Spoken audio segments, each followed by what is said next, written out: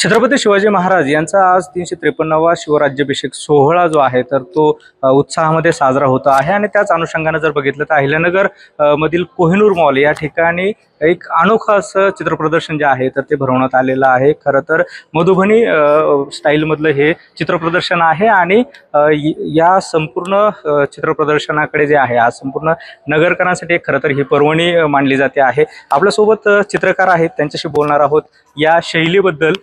ही शैली नेमकी काय आहेत, किती चित्र आहेत आणि काय नेमकी आपली कॉन्सेप्ट होती? सर, ही मधुबनी चित्रशैली आहे। भारताची प्राचीन चित्रशैली आहे। याच्यामध्ये साधारणपणे रामाच्या काळामध्ये सीतेच्या लग्नासाठी जेव्हा जनकनगरी सजवली गेली तेव्हा त्या चित्रांचा प्रचार आणि प्रसार झाला। ही घराच्या भिंतींमधून बाहेर आली। तर सगळ्यात पहिले मी तुम्हाला वैशिष्ट्य सांगते चित्रशैलीची। ही चित्रशैली 2 रेघांमध्ये केली जाते। हे सगळं काम निबनी केलं जातं। निब कलरमध्ये बुडवून ते रेघा आखल्या जातात। काळं काम जे आहे ते सगळं निबनी केलेलं आहे आणि त्याच्यावरती ॲक्रेलिक कलर्स वापरले आहेत। याच्यामध्ये नेहमी लाल, पिवळा, निळा, हिरवा हे जे नैसर्गिक बेसिक कलर्स आहेत ते वापरले जातात। त्यानंतर हे जे लाईन वर्क आहे ह्याला कचनी म्हणतात आणि जे कलरिंग केलेलं आहे त्याला भरणी म्हणतात। ही मधुबनी शैलीतले 2 कचनी आणि भरणी ह्या स्टाईल आहेत। त्याचा दोन्हीचा संगम करून आपण ही चित्र पूर्ण केलेली आहेत। 40 ते 41 चित्र 40 ने 41 चित्रांचा हा संचय आहे। महाराजांच्या जन्मापासून ते महानिर्वाणापर्यंत अशी 41 चित्र घेतलेली आहेत।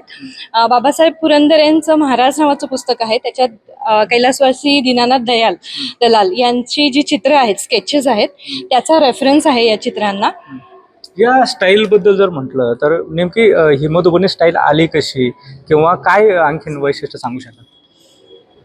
उत्तर भारतातली ही भारतीय प्राचीन चित्रशैली आहे। फोक आर्ट आहे हे फाईन आर्ट नाही। याच्यामध्ये चित्रांचे साईड प्रोफाईल्स काढले जातात। फ्रंट प्रोफाईल खूप कमी असतात। डोळे आणि त्याचं नाक हे त्याचं सगळ्यात महत्त्वाचं वैशिष्ट्य आहे। तर राजा जनकांनी सीतेच्या विवाहाच्या वेळेला पूर्ण नगरी मधुबनी शैलीमध्ये महिला चित्रकलाकारांकडून सजवून घेतली होती। आता आम्हाला तुमच्याबद्दल थोडंसं सांगा की आपण याच्या संदर्भामध्ये काही प्रशिक्षण घेतलेलं होतं का किंवा कसं? कोविडमध्ये जेव्हा ऑनलाईन प्रशिक्षण सुरू झाले तेव्हा बिहारची जी दरभंगामध्ये Mithila national institute of Mithila art म्हणून जे आहे त्यांनी ऑनलाईन क्लासेस सुरू केले।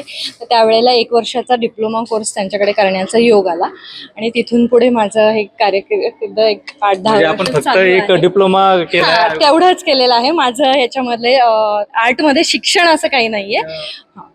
दुसरीकडे आपण जर बघितलं तर आपण छत्रपती शिवाजी महाराजांचीच कलाकृती याच्यामध्ये घेतलेली आहे। कारण जर मधुबनी स्टाईल जर म्हटलं तर त्याच्यामध्ये प्रभू श्रीराम असतील किंवा त्या कार्यकाळातल्या असतील, ही एक नवी संकल्पना आहे। आत्ताच्या नवीन पिढीला ह्या कलेची ओळख व्हावी आणि महाराज आपलं पूर्ण महाराष्ट्राचं आराध्य दैवत आहे। आपलं महाराजांवरचं प्रेमच वेगळं आहे। माझं असं म्हणणं होतं की काहीतरी माझ्या महाराष्ट्राचं भूषण असणारी गोष्ट मी मधुबनी शैलीत करेन। तर आमचे संस्कार भारतीचे उपाध्यक्ष आहेत प्रफुल्ल विष्णुरकर, यांनी थोडीशी मला कल्पना दिली होती की तुम्हाला करायचंच असेल काहीतरी मधुबनी वेगळं तर तुम्ही महाराज हा विषय का विचारात घेत नाही। त्यांच्या संकल्पनेमधून हा विषय सुचला। साधारणतः हे प्रदर्शन किती दिवस सुरू राहणार आहे, काय आवाहन कराल तुम्ही?